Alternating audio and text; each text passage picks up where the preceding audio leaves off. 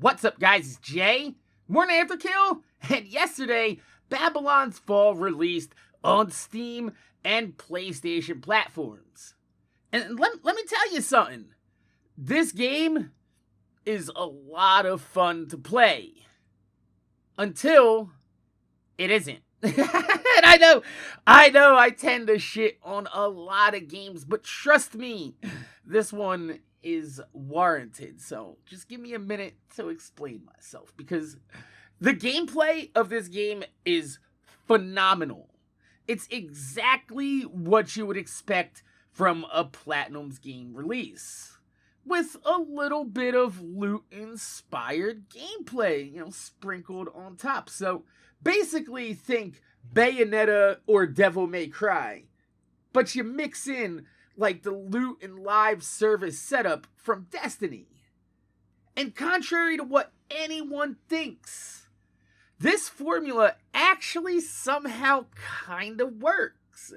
And it works because of the way they designed the weapon system. Depending upon which inventory slot that you equip your weapon in, it dictates exactly how your weapon is going to attack and behave. For example, some swords swing faster, so obviously you would want that for your main light attack. Slower weapons, like a hammer, would probably do better as your heavy weapon. However, you also get 2 spectral inventory slots that completely changes the way that weapon works. So instead of getting a physical hammer attack, you would gain a spectral ghost-like hammer that does double the damage that it would do in the heavy slot. Now, the penalty to that is that spectral attacks drain your spectral meter. So you can't just spam it incessantly because your dodge is tied to the same spectral power meter. So if you're sitting there spamming your spectral attacks right up next close to the boss, and you don't got none left to get up out of there when he attacks, you're gonna be shit the fuck out of luck. Especially because these bosses, they will stun lock the shit out of you when you get hit. But you also get armor drops that come with like randomly spawned buffs and passives that you can further outfit your character with. And on top of that, it has a transmog vanity system for the armor, so you can equip whatever you want with whatever stats that you like, and you don't have to look like your character's a refugee shopping at the Salvation Army. Sadly, after you get done with the 10 to 15 minute missions, that's where the fun ends, because you're headed back to the social space. Yeah. You're forced to go back to the social space after every mission. Just like Anthem and the Fort Tartarus situation. And it's extremely jarring to not be able to continue on to the next mission without constant in and out loading, which thankfully the loading screens aren't anywhere near Anthem's in length, but it still breaks what little immersion this game actually gives you, because the story and cutscenes are absolutely awful.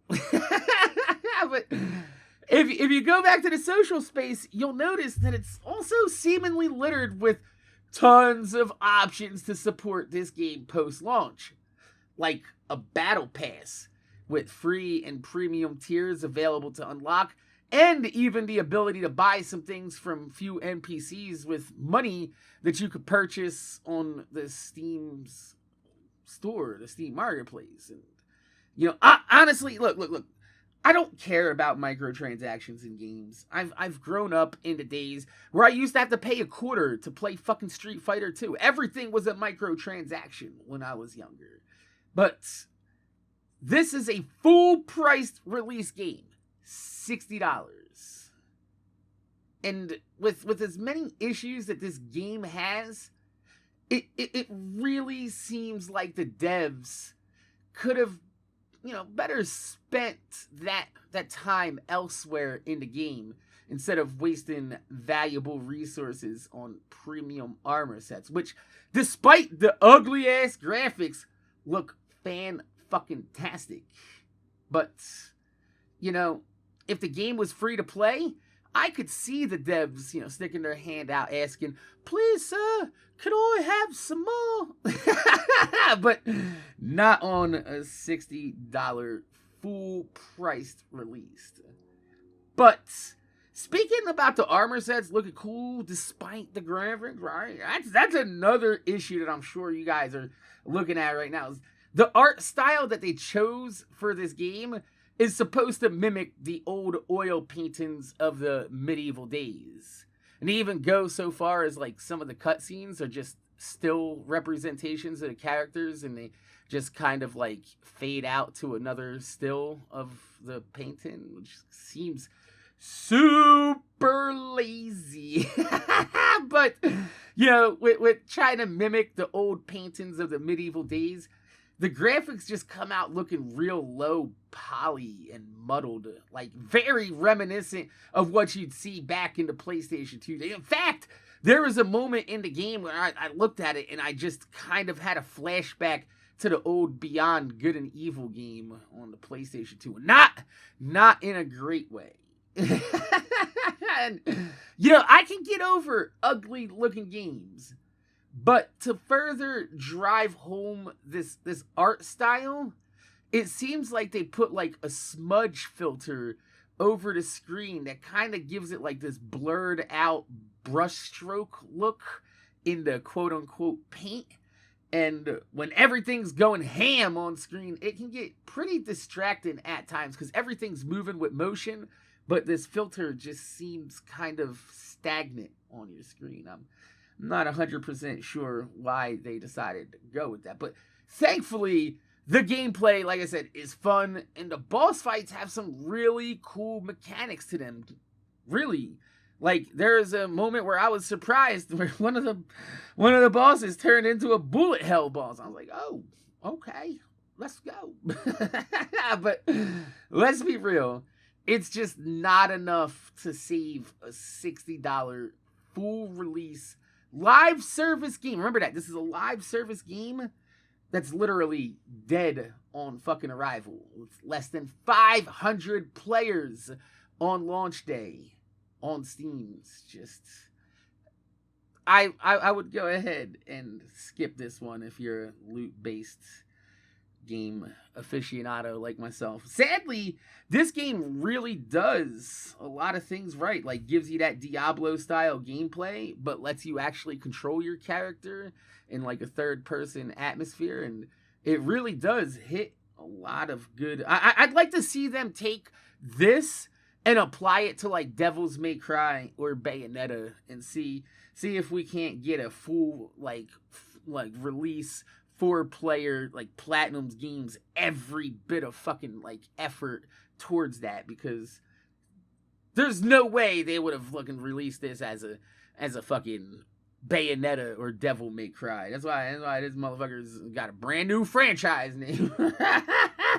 So, my name's Jay. MorninAfterKill. All of that, guys, about you. Make sure you guys rate, comment, subscribe. If you leave a thumb up on the video, I'd highly appreciate it, because it gives me motivation to make more videos for y'all motherfuckers that watch my motherfucking videos. But I'm gonna just let y'all know, save your money unless this ends up free to play, because if it don't worry about it. This John is destined for Walmart DVD $5 bin.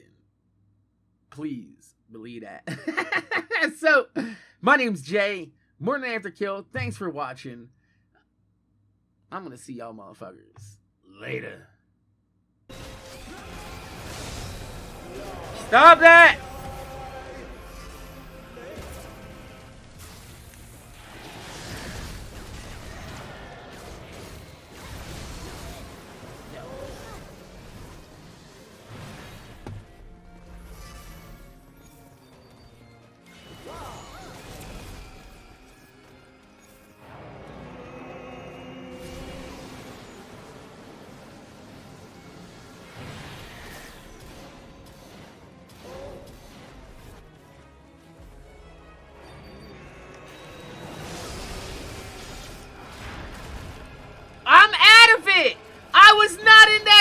that's bullshit.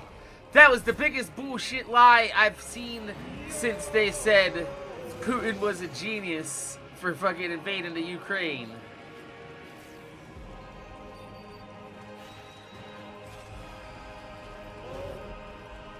Yeah, he doesn't like it when you get close to him.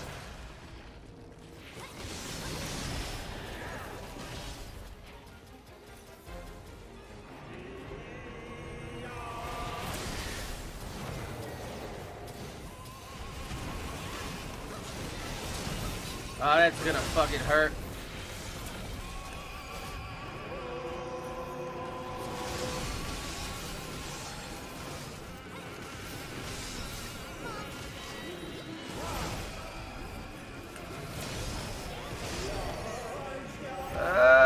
He's got me stun locked.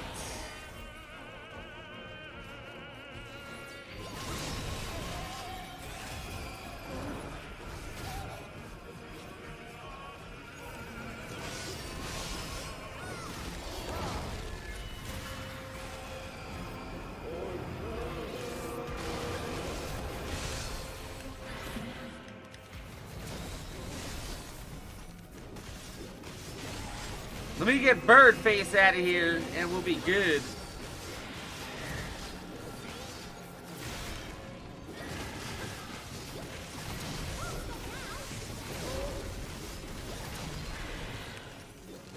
Oh, he keeps healing.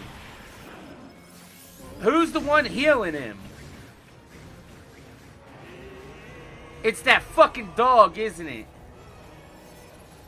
That dog's fucking healing motherfuckers.